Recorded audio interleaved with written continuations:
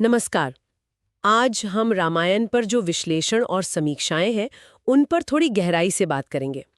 हमारे पास इस महान महाकाव्य पर काफी सामग्री है और हमारा इरादा है इसकी कहानी, इसके जो मुख्य विचार हैं और इसका असर, उसका सार समझना। हाँ, और रामायण सिर्फ एक आप कह सकते हैं पुरानी कहानी नहीं है। ये तो हिंदू माइथोलॉजी, साहित्य और दर्शन की एक तरह से नींव है। बहुत बड़ा ग्रंथ है, करीब 24,000 श्लोक हैं इसमें। हाँ, छंद और 7 कांडों 7 हिस्सों में बटा हुआ है। बिल्कुल। तो चलिए किरदारों की बात करें अगर, तो भगवान राम मुख्य हैं, विष्णु के 7वें अवतार माने जाते हैं और धर्म कर्तव्य और सदाचार उसके प्रतीक हैं। और भी हैं सीता, हनुमान, रावण, कई अहम किरदार हैं। हाँ, और इसके रचयिता तो महर्षि वाल्मीकि माने जाते हैं मूल रूप से। पर हाँ, तुलसीदास की रामचरितमानस भी है और दक्षिण पूर्व एशिया में भी कई रूप मिलते हैं, वो भी बहुत लोकप्रिय हैं। बिल्कुल। और ये अपने आप में दिलचस्प है कि इतने सारे संस्करण क्यों हैं। सही कहा, ये दिखाता है कि कहानी कितनी जीवित है और अलग-अलग संस्कृतियों ने कैसे इसे अपनाया है। खैर, कहानी के मूल ढांचे पे आते हैं। जो शुरू के कांड हैं, जैसे बाल कांड। और अयोध्या कांड। हाँ, इनमें राम का जन्म, विवाह और फिर वो कैकेयी के वरदान वाली बात, जिसके कारण 14 साल का वनवास हुआ। ये सब पृष्ठभूमि तैयार करते हैं। हाँ, और यहीं से कहानी एकदम रुख बदल लेती है। वनवास के दौरान अरण्य कांड आता है, जिसमें राक्षसों से सामना होता है और सीता का अपहरण रावण द्वारा। ये सबसे बड़ा मोड़ है। बिल्कुल। और इसी घटना से फिर आगे की कड़ियां जुड़ती हैं।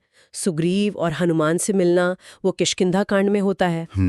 और सुंदर कांड तो वो तो अपने आप में अद्भुत है। वो पूरा का पूरा हनुमान जी की वीरता पर है।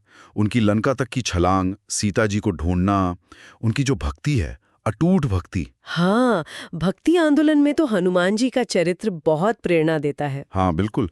ईश्वर के प्रति वो व्यक्तिगत प्रेम और समर्पण जो है, हनुमान जी उसके प्रतीक हैं एक तरह से। पहला हिस्सा, राम सेतु का बनना, राम और रावण की सेनाओं का वो भयंकर युद्ध, रावण का अंत, और फिर सीता की अग्नि परीक्षा भी। हाँ, अग्नि परीक्षा। और अंत में अयोध्या वापसी और राम का राज्याभिषेक।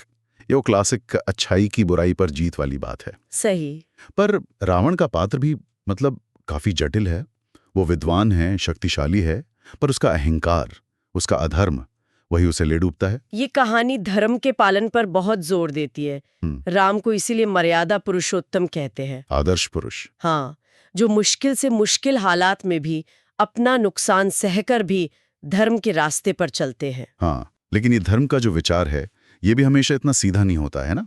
खासकर जब हम उत्तरकांड को देखते हैं, कई लोग मानते हैं कि वो बाद में जोड़ा गया। बिल्कुल, यहीं पर थोड़ी पेचीदगी आती है और आलोचनात्मक चर्चाएं भी होती हैं। इसमें सीता का दोबारा निर्वासन जैसी घटनाएं हैं, जिन पर अक्सर सवाल उठते हैं।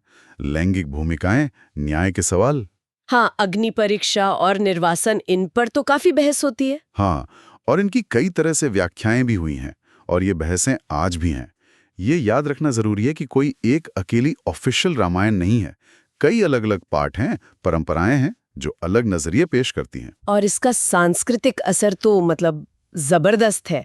दशहरा, दिवाली, ये बड़े त्योहार तो सीधे रामायण से जुड़े हैं। हाँ, बिल्कुल।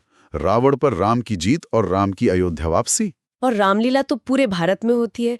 पीढ़ी दर पीढ़ी ये कहानी नैतिक और आध्यात्मिक मार्गदर्शन देती आई है। और दार्शनिक स्तर पर भी अगर देखें तो कई व्याख्याएं हैं। जैसे अद्वैत वेदांत है, जो सब कुछ एक ही परम सत्य का हिस्सा मानता है, वो इसे आत्मा की मुक्ति की एक यात्रा के रूप में देख सकता है। अच्छा। हाँ, और भक्ति परंपराएं तो हैं ही, जो राम के प्रति प्रेम और समर्पण पर जोर देती हैं। तो कुल मिलाकर सार ये है कि ये सिर्फ एक कहानी या धार्मिक ग्रंथ भर नहीं है। ये नैतिकता, दर्शन, साहित्य, इतिहास, सबका एक बहुत जटिल मिश्रण है। सही कहा। और इसका जो मूल संदेश है, सत्य, कर्तव्य, भक्ति और न्याय की जीत, वो तो आज भी प्रासंगिक लगता है। बिल्कुल। और यहाँ एक सवाल शायद हम छोड़ सकते हैं सोचने के लिए, कि दुनिया भर में इतने सारे संस्करण हैं, इतनी अलग अलग व्याख्याएं हैं, फिर भी राम की कहानी में ऐसा क्या है जो इसे इतना स्थायी बनाता है? इतनी सारी जटिलताओं और बहसों के बावजूद नेतृत्व पर, त्याग पर, धर्मपरायणता पर, ये कहानी हमें कौन से साझा मानवीय मूल्यों की याद दिलाती है?